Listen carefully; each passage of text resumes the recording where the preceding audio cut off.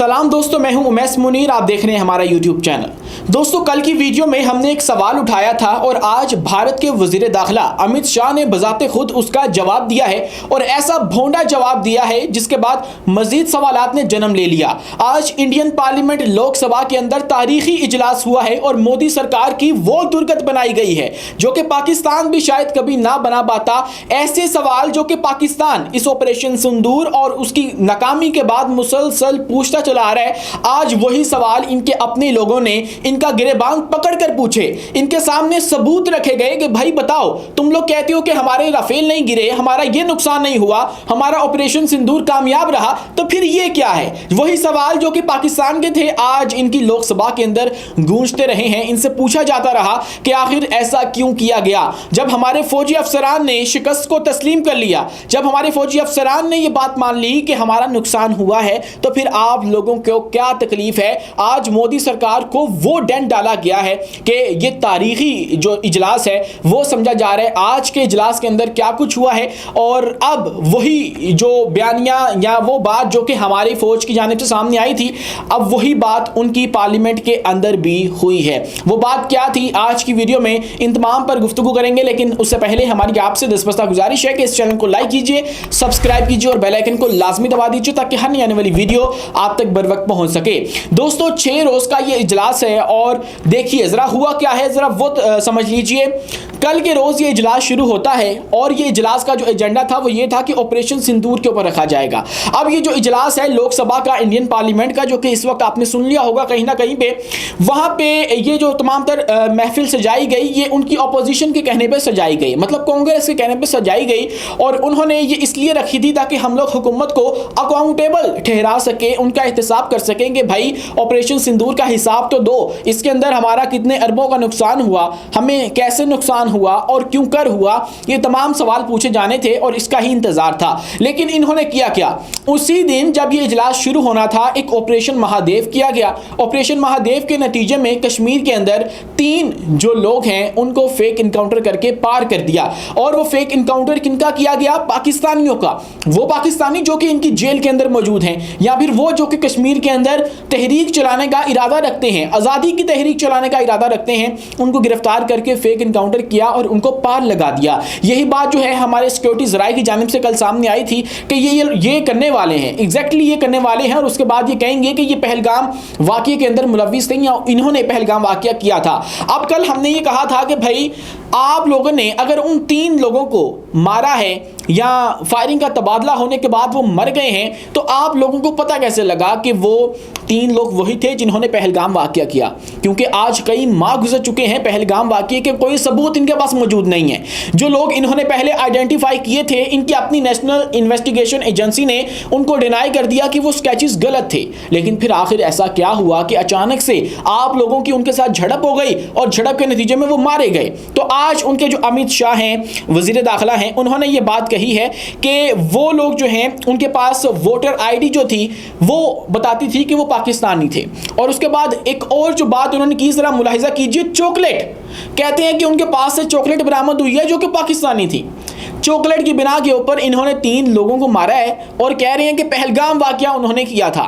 तो देखिए कैसा, जरा आप इसको बड़े सिनारियो के अंदर, बड़ी पिक्चर के अंदर रख के देखें कि उसी रोज जिस रोज ये इजलास होना है, इनको जवाब देना पड़ना है कि अभी तक पहलगाम वाक़ये के मुल्ज़िमान कहां पर हैं। उसी रोज इन्होंने 3 लोगों को मारा जिनकी कोई तस्दीक मौजूद नहीं है। कहते ये हमारे पास सबूत है, लेकिन सबूत अभी तक नहीं रखे सामने, और उनको मारा और उसके बाद पार्लियामेंट के अंदर ये कह दिया कि भाई हमने तो मार दिया है, हमने अपना काम जो है वो कर दिया है और कोई सबूत नहीं है। वोटर आईडी, पता नहीं कौन सी वोटर आईडी की बात कर रहे हैं। पाकिस्तान में तो आइडेंटिटी कार्ड जो है वही तस्वुर किया जाता है। अगर इनके पास होता तो ये पार्लियामेंट के अंदर वो रखते और अपनी अपोजिशन का मुंह भी बंद करते, पाकिस्तान का भी करते, लेकिन ऐसा नहीं किया गया।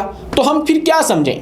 मतलब ये वो भोंडी सी लॉजिक देखिए कि चॉकलेट जो कि पाकिस्तान से इंडिया जा ही नहीं सकती और वो भी दिखाई नहीं है। पता नहीं क्या ये भोंडा सा जवाब पेश करके इन्होंने साबित करने की कोशिश की, लेकिन यही नहीं हुआ। इसके अलावा जो इनके ऑपोजिशन अरकान थे उन्होंने इनको वो धोबी पटका दिया है, उठा उठा कर पटका है जो शायद पाकिस्तान कभी ना कर पाता।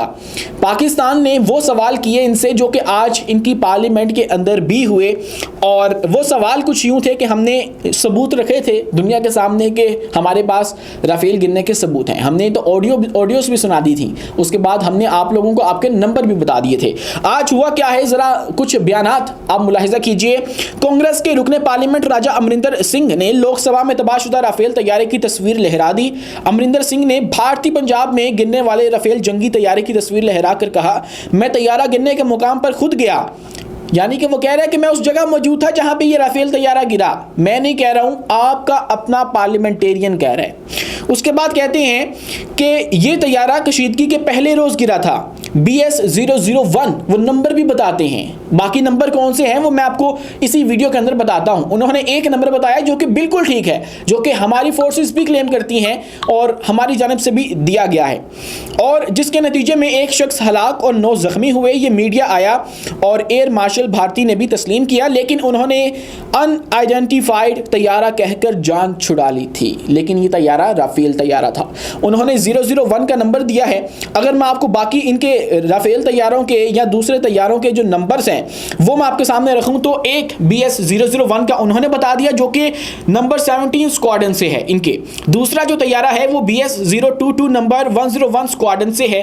तीसरा जो तैयारा है वो BS027 नंबर 101 स्क्वाड्रन से है, और चौथा तैयारा BS021 नंबर 101 स्क्वाड्रन से है।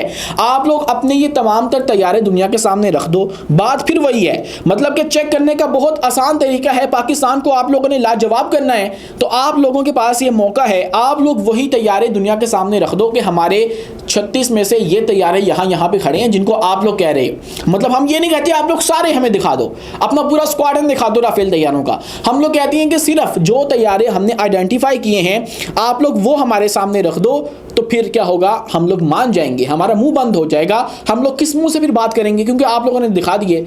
लास्ट टाइम जब हमें कहा गया कि F-16 हमने आपके गिरा दिए हैं तो फिर हमने वो दिखाए।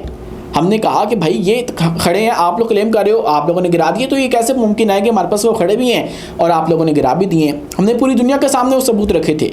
तो अगर आप लोग चाहते हैं कि आप लोग की बात मान ली जाए तो आप लोग सिंपली ये काम करो, और यही जो चीज़ है वो आज उनकी पार्लियामेंट के अंदर भी पूछी गई और कहा गया कि राफेल्स दिखाओ, जान छुड़ाओ, अपोजिशन का चैलेंज। कांग्रेसमैन मेंबर जो है गुरजीत सिंह औजला ने ये मोदी हुकूमत को मुफ्त मशवरा देते हुए कहा है कि अगर भारत का कोई राफेल नहीं गिरा तो अपने 35 राफेल दिखा दें, सबके मुंह बंद खुद ही हो जाएंगे, और उसके बाद ना पाकिस्तान सवाल कर सकता है ना कुछ हो सकता है।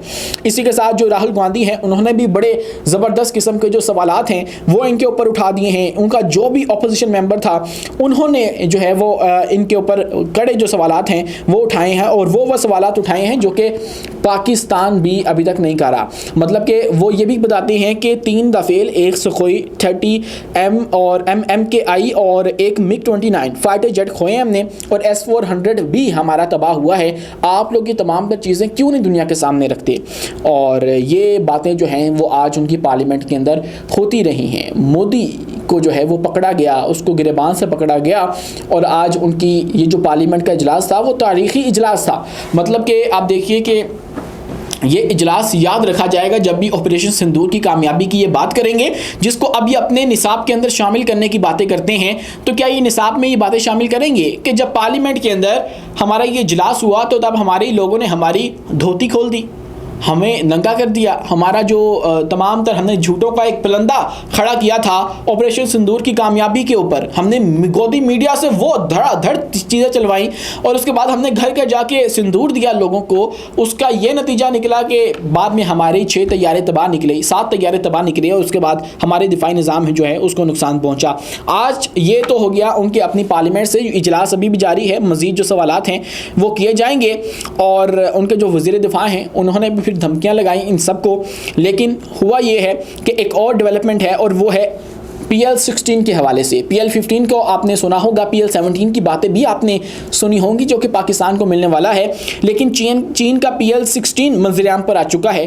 पाकिस्तान के लिए अच्छी और भारत के लिए एक और बुरी खबर है। चीन के एयर टू एयर लंबी रेंज के मिसाइल सिस्टम से मुतालिक एक इंतहाई अहम खबर सामने आई है। PL-16 एक नया लंबी रेंज का एयर टू एयर मिसाइल है जो PL-15 का अपग्रेडेड वर्जन है। मतलब PL-15 भी है, PL-16 का किसी को नहीं पता था, PL-17 का पता था और PL-21 की भी खबरें थीं, लेकिन इन सब के दरमियान भी एक मिसाइल मौजूद है PL-16। और ये मालूमात जो है वो ना सिर्फ चीन के लिए बल्कि पाकिस्तानी एयरफोर्स और मुस्तकबिल में आने वाले जो J-35 स्टेल्थ फाइटर्स हैं उनके लिए भी बहुत अहमियत रखती है, क्योंकि ये उनके अंदर नस्ब हो सकते हैं। अगर हम लोग PL-17 की तरफ नहीं जाना चाहते, हमें ज़रूरत नहीं है, क्योंकि हमारे खिलाफ जो मिसाइल इस्तेमाल किए गए उनकी रेंज जो है वो 200 किलोमीटर थी, तो हमने फिर उसके मुकाबले में PL-15 इस्तेमाल किए और उसके लिए ही हमने J-10C जो है वो निकाला था और उसके ऊपर ही वो नस्ब हो सकते थे, या J-17 थंडर के ऊपर, क्योंकि चाइनीज़ टेक्नोलॉजी है उसके साथ ही इंटीग्रेट हो सकती है। लेकिन अब जो है अगर ये ब्रह्मोस 2 बनाते हैं और उसकी रेंज ज़्यादा रखी जाती है तो फिर हम लोग ये PL-16 एक्वायर कर सकते हैं। और इसकी रेंज जो है ज़रा आप वो मुलाहिज़ा कीजिए तो ये 280 किलोमीटर है। जो PL-15 है उसकी 150 से 200 किलोमीटर थी, मतलब 150 किलोमीटर जो उनका एक्सपोर्ट वर्जन है उसकी है, और जो उनकी पीपल्स लिबरेशन आर्मी खुद इस्तेमाल करती है उसकी 200 के करीब है।